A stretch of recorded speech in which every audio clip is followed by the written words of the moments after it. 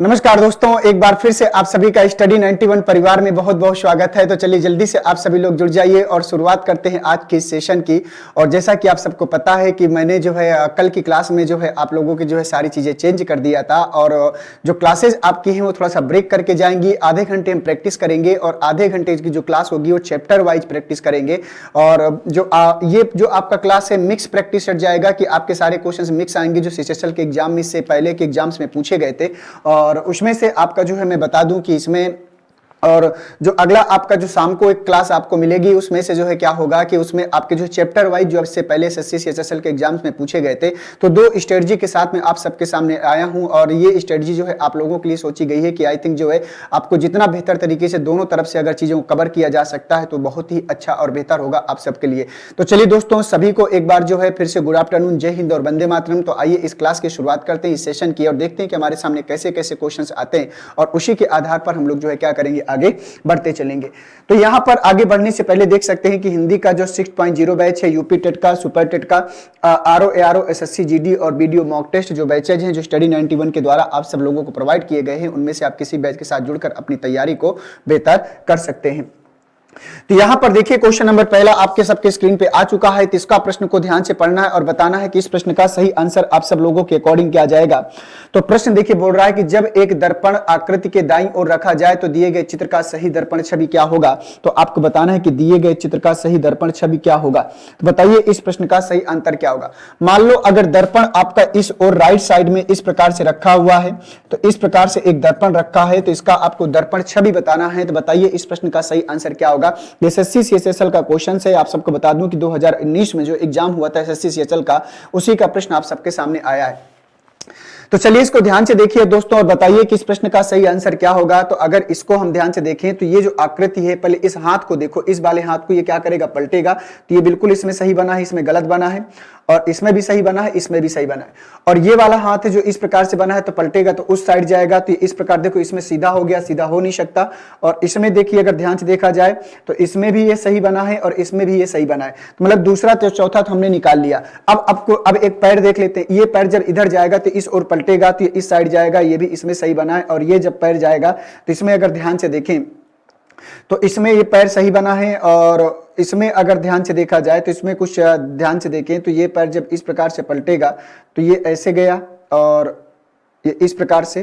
तो दोस्तों इसमें पैर को थोड़ा सा ध्यान से देखना है कि इसका सही आंसर क्या होगा। 1 और 3 में से कोई एक जाएगा। ये पलटेगा तो इस साइड आएगा, ठीक है, और ये पलटेगा तो इस साइड जाएगा। तो इसमें से कौन सा आंसर जाएगा, 1 जाएगा, 2 जाएगा, 3 जाएगा या 4 जाएगा, ये हमको जो है ध्यान से देखना है। तो चलिए बताइए कि इस प्रश्न का सही आंसर क्या होगा। देखो 1 और 3 तो एक जैसे लग रहे हैं, 1 और 3 तो एक जैसे लग रहा है, इसमें मुझे कोई अंतर ही नहीं दिख रहा है कि 1 और 3 में कोई चेंजेज हो। तो उसको आपको जो है ध्यान से देखना पड़ेगा कि 1 और 3 में क्या अंतर आया है। वो अंतर अगर हमको दिख जाए तो आंसर भी हमको आसानी से क्या करेगा, मिल जाएगा। तो इसमें ये भी ठीक है और इसमें ये भी ठीक है। तो 1 और 3 एक जैसा डायग्राम नहीं दिख रहा, इसको ध्यान से देखें तो 1 और 3 एक जैसा डायग्राम, ये भी, ये भी, ये भी। तो 1 और 3 में से कोई एक आंसर होगा, 1 भी और 3 भी। इसमें थोड़ा सा समानता नजर आ रही है और जब समानता नजर आ रही है तो इसमें थोड़ा सा इसका डिसीजन लेना थोड़ा सा मुमकिन नहीं हो पा रहा, ठीक है। तो इसका 1 और 3 में समानता दिख रही है, ठीक है। तो चलिए, तो यहां पर ये डायग्राम और ये डायग्राम हूबहू सेम बना दिया गया है और इसमें अगर थोड़ा सा अंतर किया जाता तो हमको आंसर क्या करता, आसानी से मिल पाता। तो क्वेश्चन नंबर पहले का जो आंसर होगा 1 में भी देख पा रहे हैं और 3 में भी देख पा रहे हैं, तो ये इस प्रकार से इसका जो है आंसर जाएगा। आइए बढ़ते हैं 1 के बाद क्वेश्चन नंबर 2 में। तो क्वेश्चन नंबर 2 का आंसर बताना है कि इस प्रश्न का सही आंसर क्या होगा। करा कि उस समूह का चयन करें जिसमें संख्याएं उसी प्रकार संबंधित हैं जिस प्रकार निम्नलिखित दिए गए समूह की संख्याएं संबंधित हैं। तो इसका रिलेशन आपको देखना है कि 4 का 6, 152 का 6 का जो रिलेशन होगा उसी रिलेशन से संबंधित आपको जो है एक एग्जांपल को निकालना है। तो इसको ध्यान से निकालिएगा और बताइएगा कि इस प्रश्न का सही आंसर आप सब लोगों के अकॉर्डिंग क्या होगा। तो दोस्तों यहां पर देखना है, इस रिलेशन को समझने का प्रयास करना है और जब तक इस रिलेशन को नहीं समझेंगे तब तक आंसर को करना थोड़ा सा हमारे लिए कठिन कार्य हो सकता है। तो दोस्तों अगर इसको ध्यान से देखें तो 152 कैसे लाया जा सकता है। तो अगर 6 का क्यूब और -4 का क्यूब कर दें तो 6 का क्यूब कितना होता है 216 और 4 का क्यूब कितना होता है 64। तो 6 में 4 जाएगा 2 आएगा और 11 में 6 जाएगा कितना आएगा 5 आएगा और यहाँ 1 तो 152। तो देखो 152 रखा हुआ है, तो इसका मतलब बड़ी संख्या और छोटी संख्या का क्यूब करके आपस में लेस करा देंगे। अब उसी प्रकार से हमको देखना है कि इसमें से कौन सा आंसर होगा जो इस रिलेशन को जो है कॉमन करेगा। तो यहाँ पर देखिए 6 का क्यूब होता है 216 और 8 यहाँ घटाएंगे तो मिल जाएगा। तो देखो यहाँ पर आंसर अगर 6 का क्यूब और -2 का क्यूब कर दे तो 6 का क्यूब होता है 216 और 2 का क्यूब होता है 8। 216 में 8 घटाएंगे तो कितना मिलेगा 208 मिलेगा और 208 यहाँ पर है। तो क्वेश्चन नंबर दूसरे का जो आंसर होगा वो चौथा वाला हो जाएगा। और अगर आप लोगों ने क्वेश्चन नंबर सेकंड का आंसर चौथा वाला किया है तो प्रश्न आप सब लोगों के लिए बेहतर होगा और यही होगा क्वेश्चन नंबर दूसरे का चौथा आंसर। देखिए एसएससी में ऐसे क्वेश्चन अक्सर आपको जो है एनालॉजी का प्रश्न होता है और ऐसे प्रश्न अक्सर आप सबको देखने को मिल जाता है। तो इन सब प्रश्नों का रिलेशन को समझना पड़ेगा और जब तक रिलेशन को हम सब नहीं समझेंगे तो शायद ही प्रश्नों को करना थोड़ा सा हमारे लिए कठिन कार्य हो जाएगा।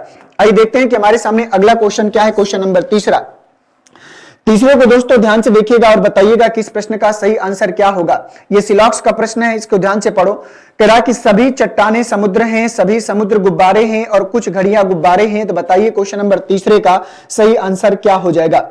इसको ध्यान से पढ़िए और बताइए। सभी चट्टानें समुद्र हैं, सभी समुद्र गुब्बारे हैं और कुछ घड़ियां गुब्बारे हैं। तो बताइए इस प्रश्न का सही आंसर होगा। तो पहले इसके डायग्राम को आप ड्रॉ करिए, डायग्राम बनाएंगे तब जाकर रिलेशन को हम लोग जो है कर पाएंगे। तो बताइए क्वेश्चन नंबर तीसरे का सही आंसर क्या हो जाएगा। आइए बनाते हैं। प्रश्न ने कहा कि सभी चट्टानें, तो आइए देखते हैं, इसको बना के देखते हैं। प्रश्न कह रहा कि सभी चट्टानें क्या हैं, सभी चट्टानें समुद्र हैं। तो जितनी भी चट्टानें हैं वो सारी की सारी किस में जाएंगी, समुद्र में जाएंगी। तो यहां पर हमें समुद्र शब्द लिखना पड़ेगा। आगे बढ़ लेते हैं। सभी समुद्र गुब्बारे हैं, तो जितना भी समुद्र है वो सारा का सारा किसके अंदर में आएगा, गुब्बारे के अंदर में आएगा। तो यहाँ पर गुब्बारे शब्द को दर्शा लेते हैं, ये गुब्बारा शब्द हो गया, ज्यादा स्पेस नहीं है। फिर कह रहा कि कुछ घड़ियां गुब्बारे हैं, तो गुब्बारे का कुछ पार्ट हमें किसको देना पड़ेगा, घड़ियों को देना पड़ेगा। ठीक है, घड़ियों को देना पड़ेगा। ये आपका जो है डायग्राम बनेगा। अब ध्यान से देखते हैं कि कुछ गुब्बारे चट्टाने हैं, तो कुछ गुब्बारे चट्टाने हैं, बिल्कुल बात क्या है, सही है। कुछ घड़ियां समुद्र हैं, तो घड़ी का और समुद्र का रिलेशन संदेहपूर्ण होगा। सभी समुद्र चट्टाने हैं, तो सभी समुद्र चट्टाने, कुछ समुद्र चट्टाने तो है लेकिन सभी समुद्र चट्टाने नहीं, तो ये भी गलत होगा। तो इसमें केवल पहला निष्कर्ष हम समझ कर रहा है और ये कहां है, ऑप्शन नंबर 4 में। तो क्वेश्चन नंबर तीसरे का जो आंसर आएगा वो चौथा वाला आएगा। और अगर आपने तीसरे का चौथा आंसर लगाया है जिन बच्चों ने, उन्हीं बच्चों का प्रश्न क्या करेगा, सही हो जाएगा। तो तीसरे का दोस्तों आएगा चौथा वाला। ठीक है, आइए बढ़ते हैं क्वेश्चन नंबर 3 के बाद क्वेश्चन नंबर 4 में। तो क्वेश्चन नंबर 4 को ध्यान से देखिएगा और बताइएगा कि इस प्रश्न का सही आंसर क्या आएगा। कह रहा है कि निम्नलिखित श्रृंखला में कौन सी संख्या प्रश्नवाचक चिन्ह के स्थान पर आएगी। बताइए क्वेश्चन नंबर 4 का आंसर बताना है कि निम्नलिखित श्रृंखला में कौन सी संख्या प्रश्नवाचक चिन्ह के स्थान पर आएगी। तो इसको ध्यान से देखो और बताओ। 5, 8, 20, 34, 76, 742 और क्वेश्चन मार्क। तो सीरीज आपकी इंक्रीज हो रही है, तो कैसे कैसे इंक्रीज हो रही है आपको देखना है। तो 5 में अगर 8 लाना है तो कैसे क्या करना पड़ेगा, तो बताइए इसका आंसर क्या आएगा, क्या आएगा, अगली सीरीज हमारी क्या आएगी। ध्यान से देखो और बताओ कि इस प्रश्न का सही आंसर क्या हो जाएगा। ये दोस्तों 142 होगा, 742 नहीं होगा, यहां पर 142 होगा। आइए देखते हैं यहां पर। तो दोस्तों अगर 5 में से 8 में जाना है तो अगर 5 में हम 2 का गुणा करा दे, 5 दूनाई 10 और 2 कम कर दें तो 8 मिलेगा। इसी प्रकार से अगर 8 में हम 2 का गुणा करा दे तो 8 दूनाई 16 और 4 जोड़ दें तो कितना मिलेगा। यहां पर ध्यान से देख पा रहे हैं। तो यहां पर 5 में 2 का गुणा कराया, 2 घटा दिया, तो 5 दूनाई 10, 10 में 2 घटाया 8, 8 दूनाई 16, 16 में 4 जोड़ दिया 20। और यहां से अब अगर आगे बढ़े तो क्या करना पड़ेगा, तो यहां पर 20 में हम 2 का गुणा कराएंगे, तो 20 में 2 का गुणा कराएंगे तो 20 दूना 40 और 40 में 6 घटा दें। देखो एक बार 2 घटाया, फिर 4 जोड़ा, फिर 6 घटाया, एक बार माइनस करना है, एक बार प्लस करना है। तो 20 दूना 40, 40 में 6 घटाएंगे 34। अब यहां पर आइए देखते हैं, तो यहां पर हम क्या करेंगे, 34 में हम 2 का गुणा कराएंगे, इस बार हमको 8 क्या करना पड़ेगा, जोड़ना पड़ेगा।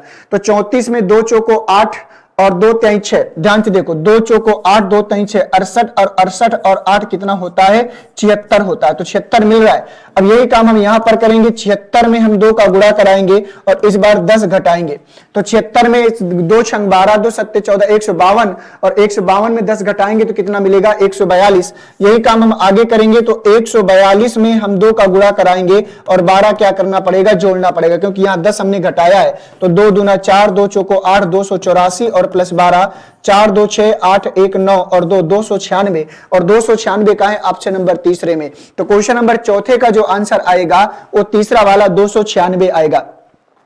तो अगर आपने क्वेश्चन नंबर 4 का आंसर 296 किया है तो प्रश्न आपका बिल्कुल सही हो जाएगा।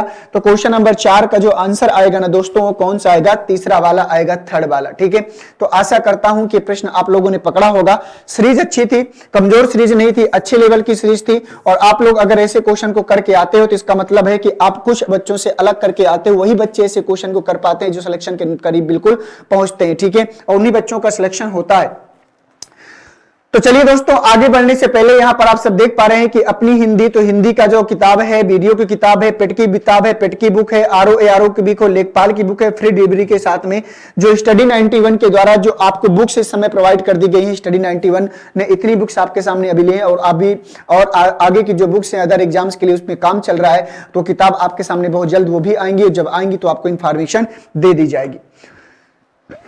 क्वेश्चन नंबर 5 में आ जाओ भैया। क्वेश्चन नंबर 5 का आंसर बता दो आप सभी लोग। कह रहा कि उस संख्या युग्म का चयन करें जिसमें 2 संख्या उसी तरह से संबंधित हैं जैसे निम्नलिखित संख्या युग्म में 2 संख्या संबंधित है। तो क्वेश्चन नंबर 5 को पढ़िएगा और बताइएगा कि क्वेश्चन नंबर 5 का आंसर क्या जाएगा। ध्यान से सुनो और बताओ।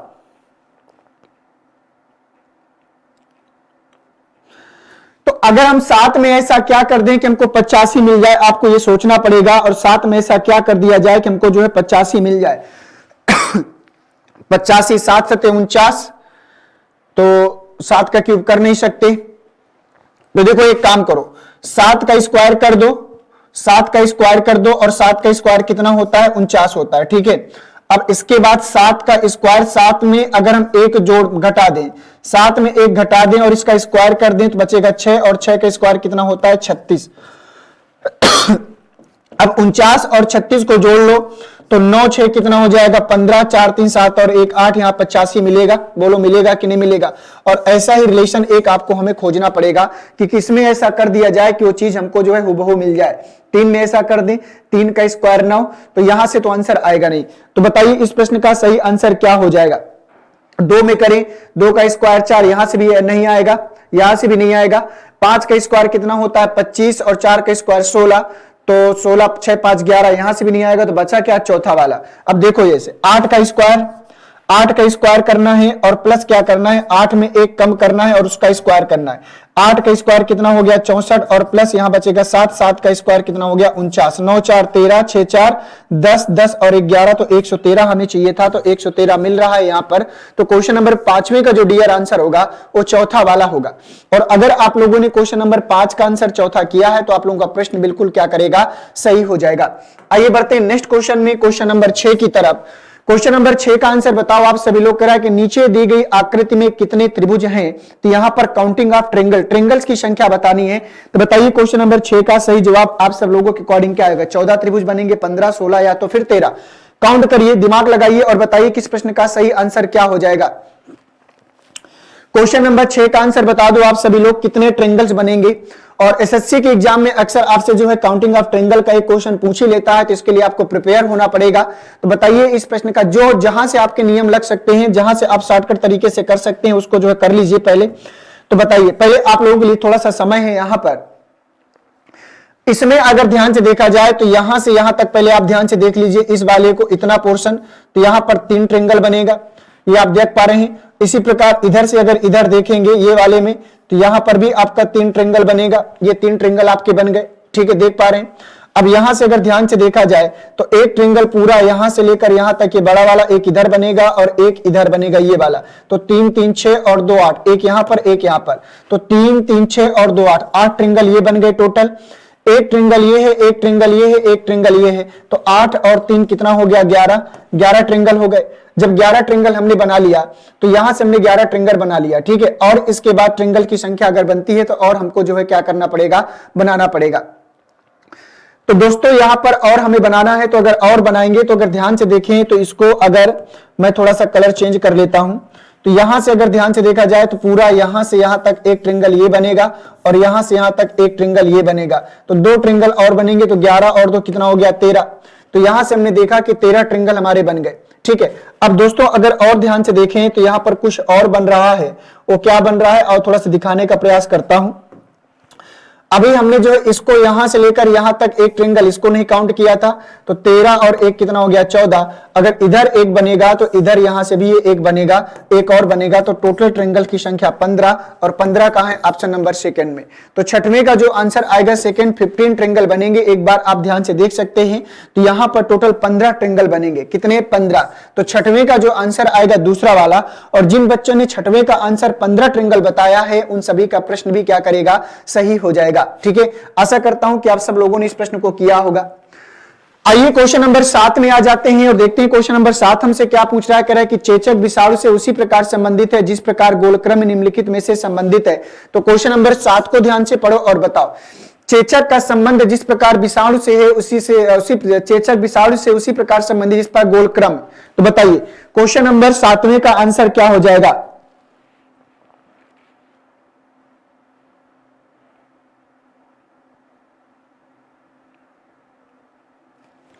तो जिस प्रकार चेचक विषाणु से होता है उसी प्रकार आपको बता दें कि गोलक्रमी जो होती है वो किसके कारण होती है? बैक्टीरिया मतलब कवक के कारण, फंगस के कारण। ठीक है, तो फंगस बोलते हैं ना कवक को। तो यहां पर 7वें का जो आंसर होगा चौथा वाला। तो जिस प्रकार चेचक एक विषाणु जनित रोग है उसी प्रकार जो है गोलक्रम एक कवक जनित रोग है, फंगस है। इस प्रकार 7वें का जो आंसर होगा चौथा, और जिन बच्चों ने 7वें का आंसर चौथा आंसर किया है उन सभी का प्रश्न क्या करेगा? सही हो जाएगा। देखिए ऐसे प्रश्न होते हैं जिसमें हम आप कुछ नहीं कर सकते। अगर हमको इनके बारे में इंफॉर्मेशन है, इनको जीएस में ऑलरेडी हमने पढ़ रखा है, बायो में थोड़ा बहुत इंफॉर्मेशन है, तो हम ऐसे प्रश्नों को समझ कर सकते हैं रिलेशन को बनाकर। और अगर हमें इनके बारे में पता ही नहीं है तो फिर आपके पास कोई रास्ता नहीं बचता, इसमें हम कोई दिमाग नहीं लगा सकते। ये बात आपको ध्यान देना पड़ेगा। यहां पर दोस्तों आरओ एआरओ की बात कर रहा है, तो आरओ एआरओ समीक्षा अधिकारी और सहायक समीक्षा अधिकारी का कंप्लीट कोर्स आप देख सकते हैं कि यहां पर 1999 में आप लोगों को प्रोवाइड किया गया है। और अगर आप आरओ एआरओ के समीक्षा अधिकारी के बैच के साथ जुड़ना चाहते हैं तो जुड़कर अपनी तैयारी को बेहतर कर सकते हैं। क्वेश्चन नंबर 8 आप सबके इनकी स्क्रीन पे आ चुका है, तो क्वेश्चन नंबर 8 को ध्यान से देखना है और बताना है कि इस प्रश्न का सही आंसर क्या हो जाएगा। तो दोस्तों ध्यान से देखो और बताओ कि इस प्रश्न का सही आंसर क्या होगा। क्वेश्चन नंबर 8 का आंसर बताओ आप सभी लोग। तो यहां पर कह रहा है कि नीचे दी गई आकृतियों में दिखाए गए अनुसार एक कागज को मोड़ा और काटा जाता है, तो यह कागज खोलने पर कैसा दिखाई देगा? तो यहां पर आप सब देख सकते हैं, यहां पर 2 कट लगाएं, फिर ऐसे खुलेगा, फिर ऐसे खुलेगा, फिर ऐसे खुलेगा। तो बताइए इस प्रश्न का सही आंसर क्या होगा? तो इस प्रकार से देखिए, अगर इसमें ध्यान से देखें तो इस प्रकार से यहां पर भी एक कट लगा हुआ है ऐसे, और यहां पर भी एक कट लगा हुआ है ऐसे। तो 2 ट्रायंगल देखिए यहां पर है। अगर आप ध्यान से क्वेश्चन को देख पा रहे हैं तो 2 ट्रायंगल आपके यहां पर हैं, तो जब इसको खोलेंगे 2 यहां भी जाएगा, 2 यहां भी जाएगा, 2 यहां भी जाएगा, 2, तो हर कोने में 2-2 सर्कल आपके जो है बनते हुए नजर आएंगे। अब आपको देखना है कि हर कोने में 2-2 सर्कल, तो यहां पर 2-2 सर्कल है, बीच में तो जाने कोई सवाल है नहीं, यहां पर ऐसा होगा नहीं। इस कोने में 2-2 सर्कल, यहां पर 1-1 सर्कल है, तो ये भी गलत हो गया। बचा क्या? तीसरा वाला। तो 8वें का जो आंसर होगा वो कौन सा जाएगा? तीसरा वाला जाएगा। और अगर आप लोगों ने 8वें का तीसरा आंसर किया है तो आप सभी का यह प्रश्न क्या करेगा दोस्तों? सही हो जाएगा। आइए बढ़ते हैं नेक्स्ट क्वेश्चन में, क्वेश्चन नंबर 9 में। तो 9 को सभी लोग पकड़िए और बताइए कि इस प्रश्न का सही आंसर आप सब लोगों के अकॉर्डिंग क्या हो जाएगा। क्वेश्चन नंबर 9 का आंसर बता दीजिए सभी लोग। क्वेश्चन नंबर 9 का आंसर बताओ भैया, क्या आएगा इस प्रश्न का सही आंसर? इसका रिपीटेड सीरीज का क्वेश्चन है, स्मॉल गैप लेटर सीरीज का क्वेश्चन है। तो बताइए, पहले इसको काउंट कर लीजिए, फिर इसको रिपीट करिए और बताइए कि इस प्रश्न का सही आंसर क्या हो जाएगा। 1 2 3 4 5 6, तो यहां पर 1 2 3 4 5 6 7 8 9 10 11 12 13 14 15 16 17 18 19 है टोटल। तो चलो बनाओ भाई।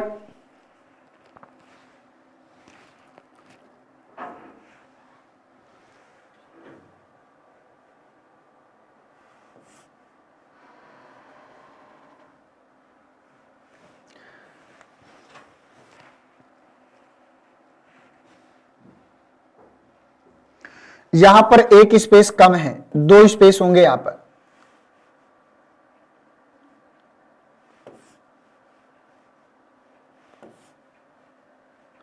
ठीक है, ये आपको ध्यान देना, यहां पर 2 स्पेस होंगे, एक स्पेस से काम नहीं चलेगा।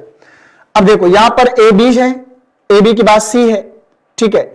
अब यहां पर अगर देखें तो जैसे ए बी के बाद सी है तो यहां पर सी रख ले, तो ए बी सी सी, तो यहां पर क्या बनेगा ए बी सी सी डी, तो ए बी सी सी डी, और यहां पर क्या बनेगा ए बी सी सी डी, फिर यहां पर A B C C D, A B C C D, ये आंसर आएगा। तो क्या भरा हमने, सी भरा, सी भरा, सी भरा, ए भरा, सी भरा, देखो सी सी 3 बार, फिर के बाद ए और फिर सी और फिर डी, इस प्रकार से आंसर आएगा। अब मिला लो, तो 3 बार सी फिर ए सी, तो इसमें ऐसा है नहीं है, इसमें ऐसा है नहीं, 3 बार सी ए फिर ए सी सी डी, कौन सा जाएगा, चौथा वाला। तो देखो यहां पर मिस था ना, क्योंकि वहां पर आइडिया लग गया, तो 9वें का जो आंसर होगा वो चौथा वाला जाएगा। 9 का कौन सा जाएगा, चौथा वाला जाएगा। तो ऐसे अक्षरों के संयोजन का चयन करें जो नीचे दी गई श्रृंखला के रिक्त स्थानों को क्रमानुसार लाने, श्रृंखला को पूरा करेगा। तो यहां पर हमें रखना पड़ेगा सी सी सी, ए सी सी डी, तो क्रम क्या बना, A B C C D, A B C C D, A B C C D, A B C C D. तो 9 का आंसर कौन सा आएगा, चौथा वाला आएगा। ठीक है, आइए आगे बढ़ते हैं। क्वेश्चन नंबर 10 में आ जाओ, करा कि उस वेन आरेख का चयन करें जो निम्नलिखित वर्गों के बीच के संबंध को अच्छा दर्शाता है। आलस्य, चिंता और शक्ति। ये चिंता है, बताइए, आलस्य, चिंता और शक्ति, चिंता नहीं है, चिंता है।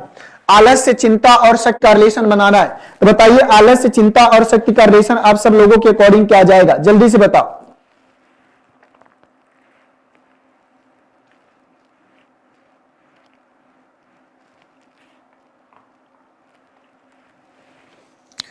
तो दोस्तों देखो, आलस्य एक अलग बात है, चिंता से इसका कोई रिलेशन नहीं, तो आलस्य और चिंता अलग अलग है। शक्ति का भी इनसे कोई रिलेशन नहीं होगा, तो कौन सा आंसर जाएगा, तीसरा वाला। आलस्य, चिंता और शक्ति में हम कोई रिलेशन नहीं बना सकते, ये बात आपको ध्यान देना पड़ेगा। तो क्वेश्चन नंबर 10 का जो आंसर आएगा वो तीसरा वाला जाएगा। क्यों, क्योंकि आलस्य, चिंता और शक्ति का आपस में कोई रिलेशन नहीं बन सकता। आइए आगे बढ़ते हैं। तो आगे बढ़ने से पहले यहां पर देख सकते हैं कि यूपी पुलिस कांस्टेबल का बैच है, और यूपी पुलिस की वैकेंसी के बारे में मैं कुछ नहीं बोलना चाह रहा, जब आ जाएगी तब इसके बारे में बात करेंगे। लेकिन हाँ, मैं इतना जरूर कह सकता हूं कि अगर वाकई में आपको यूपी पुलिस देना है और उसका इंतजार कर रहे हैं तो अपनी तैयारी को जरूर कंटिन्यू रखिएगा, क्योंकि हार मानना हमारे जो है डिक्शनरी में हार शब्द नहीं होना चाहिए, ये बात आपको ध्यान देना है। हम लगे रहेंगे, बस इतना ध्यान देना है कि जब हम तैयारी कर रहे हैं, पढ़ना है, नौकरी के लिए पढ़ रहे हैं, तो हम अपनी पढ़ाई को बेहतर करेंगे। जब वैकेंसी आएगी अपनी तैयारी को इतना बेहतर कर लीजिए, इतना बेहतर कर लीजिए कि जब वैकेंसी आए तो फिर एक सीट हमसे कोई छीन ना पाए। बस ये दिमाग आपको जो है लेकर चलना पड़ेगा। आइए बढ़ते हैं क्वेश्चन नंबर 11 में। क्वेश्चन नंबर 11 का आंसर बताओ, करा कि उस विकल्प को चुने जो तीसरी संख्या से उसी तरह से संबंधित है जैसे दूसरी संख्या पहली संख्या से संबंधित है। क्वेश्चन नंबर 11 को पढ़िए और बताइए कि इस प्रश्न का सही आंसर क्या हो जाएगा।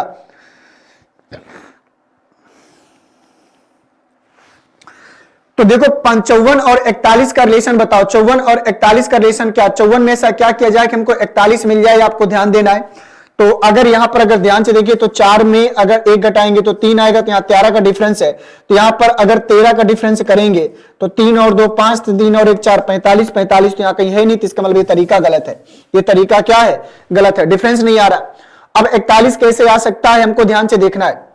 अगर हम इसका 54 को अलग अलग कर दें, 5 का स्क्वायर और प्लस 4 का स्क्वायर कर दें, तो 5 का स्क्वायर 25 और 4 का स्क्वायर 16, 6 5 11, 2 1 3 और 1 4 41, हमें यही चाहिए था।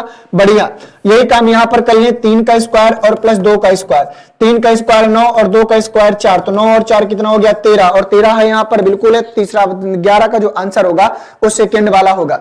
अगर आपने 11 का सेकंड वाला आंसर किया है बेटा, तो प्रश्न आपका बिल्कुल सही हो जाएगा, 11 का सेकंड वाला। ठीक है, 11 का आंसर क्या आएगा, सेकंड वाला आएगा। ठीक है, आइए बढ़ते हैं क्वेश्चन नंबर 11 के बाद क्वेश्चन नंबर 12 में। तो क्वेश्चन नंबर 12 का आंसर बता दो आप सभी लोग। नीचे दी गई आकृतियों में दिखाए गए अनुसार एक कागज को मोड़ा और काटा जाता है, तो यह कागज खोलने पर कैसा दिखाई देगा। बहुत ही शानदार प्रश्न है, तो बताइए इस कागज को मोड़ा और खोला जाएगा तो खोलने पर कैसा दिखाई देगा, ये आपको ध्यान से देखकर बताना है।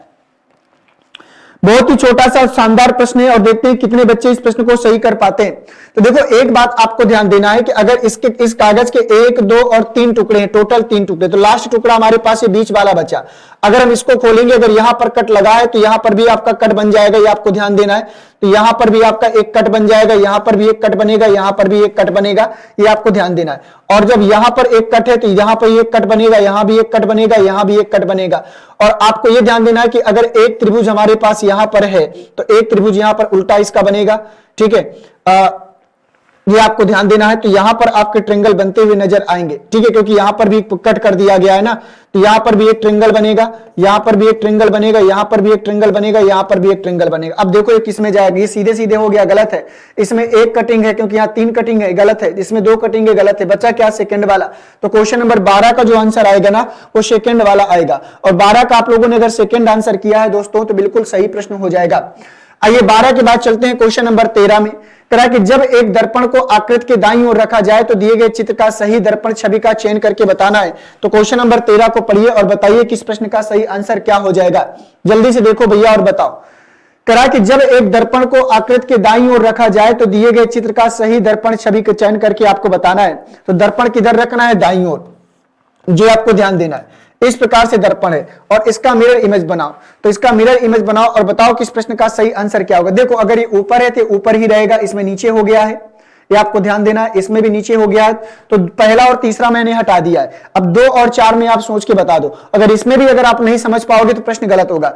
ये देखो, ये अगर इस साइड है, अगर ये ट्रेंगल एरो इस साइड है तो एरो इस साइड आएगा, इसमें सही लगा है। और इसमें भी देखो क्या कर रहा है, इसमें गलत हो गया, इसमें क्या हो गया, गलत हो गया। तो बचेगा क्या, सेकंड वाला।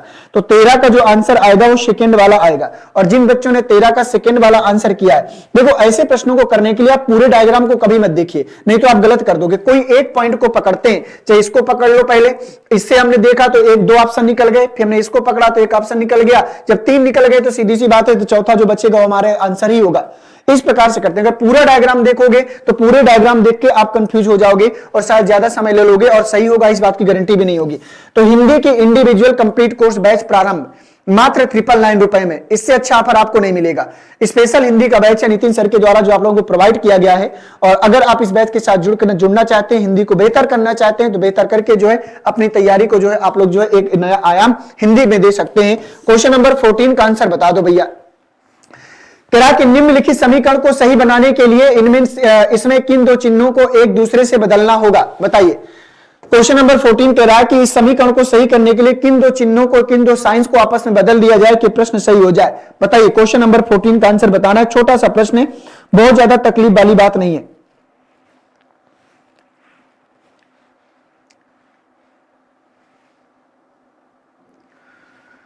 तो यहां पर 34 लाना है, तो 34 लाना है। अगर गुणे की जगह हम डिवाइड ले आए तो काम हो जाएगा। तो प्लस और डिवाइड, माइनस और गुणा और डिवाइड, तीसरे वाले से सॉल्व करके देखिए, तीसरे वाले से आंसर आएगा। 24 है, गुणा और डिवाइड को चेंज करेंगे तो यहां गुणे 2 होगा, यहां प्लस कितना हो गया 13, यहां माइनस कितना हो गया 54, गुणे की जगह डिवाइड आएगा, डिवाइड 2 बराबर किसके आना चाहिए 34 के। अब सॉल्व कर लो। सबसे पहले गुणा करेंगे तो 2 दूना 4 और 2 सत्ते 14, 27 दूना 54 कैंसिल होगा। 24 दूना कितना हो गया 48 और प्लस 13 और माइनस 27 बराबर किसके होना चाहिए 34 के। तो 8 3 11 और 4 1 5 और 1 6, 61 में हमें क्या करना है 27 घटाना है। तो 11 में 7 गया कितना आएगा 4 आएगा और यहाँ 5 में 2 जाएगा 3 तो 34 आएगा। तो 34 बराबर 34 के हो गया। तो कौन सा समीकरण होगा तीसरा वाला। तो क्वेश्चन नंबर 14 का जो आंसर होगा तीसरा वाला, क्योंकि यहां से हमको 34 लाना था। अगर यहां गुणा कराते तो संख्या बहुत ज्यादा हो रही थी, क्योंकि इसको डिवाइड करते तो उतना आता नहीं, इसलिए यहां से गुणे की जगह हमने डिवाइड लिया। प्रश्न का समीकरण यही समझ में आ रहा था। तो 14 का जो आंसर होगा वो तीसरा वाला होगा, 14 का तीसरा वाला। आइए नेक्स्ट क्वेश्चन में चलते हैं। क्वेश्चन नंबर 15 में कह रहा है कि निम्नलिखित शब्दों को तार्किक और सार्थक क्रम में व्यवस्थित करें। तो क्वेश्चन नंबर 15 का आंसर आप लोग बताइए कि अगर इसको शब्दों को तार्किक और सार्थक, पदोन्नति, लिखित परीक्षा, आवेदन, मेरिट सूची और नौकरी पर नियुक्ति, बताइए इसमें से सबसे पहले आप सबके सामने क्या आएगा। हमें पता है कि सबसे पहले हम आवेदन करेंगे। जब तक आवेदन नहीं करेंगे तब तक आगे की जो है काम ही नहीं होगा।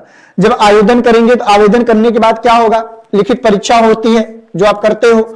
लिखित परीक्षा देने के बाद आप क्या होगा, लिखित परीक्षा जैसे ही देंगे इसके बाद एग्जाम देने के बाद आपकी जो है मेरिट लिस्ट आएगी, तो 5वां वाला। और मेरिट लिस्ट आने के बाद आपकी जो है क्या होगी, नौकरी पर नियुक्त हो जाएगी। और तीसरा वाला, इसके बाद लास्ट में सबसे आपको पदोन्नति मिलेगी। तो लास्ट में क्या जाएगा, पदोन्नति जाएगा, पहला वाला। तो यहां पर आप देखिए 2 4 5 3 1, तो 2 4 5 3 1 ये कहां है, ऑप्शन नंबर 4 में। तो 15 का जो आंसर होगा वो चौथा वाला जाएगा। क्या जाएगा, 15 का चौथा। तो यहां नितिन सर के द्वारा ई बुक्स हैं जो आप लोगों को प्रोवाइड किए गए हैं और इनमें से आप देख सकते हैं हिस्ट्री के तीनों पार्ट अवेलेबल हैं, साइंस के भी तीनों पार्ट अवेलेबल हैं और साथ में समान हिंदी का रिटर्न ई बुक्स है, भारतीय राज्य व्यवस्था का और इंडियन ज्योग्राफी मतलब भारत का भूगोल। ठीक है, तो थैंक यू दोस्तों। और आज से जो है अब मैं आप लोगों को बता दूं कि रोज जो है आपकी जो श्रृंखला है यहां पर आपको पता चली गया है कि 15 क्वेश्चनों की हमारी श्रृंखला होगी।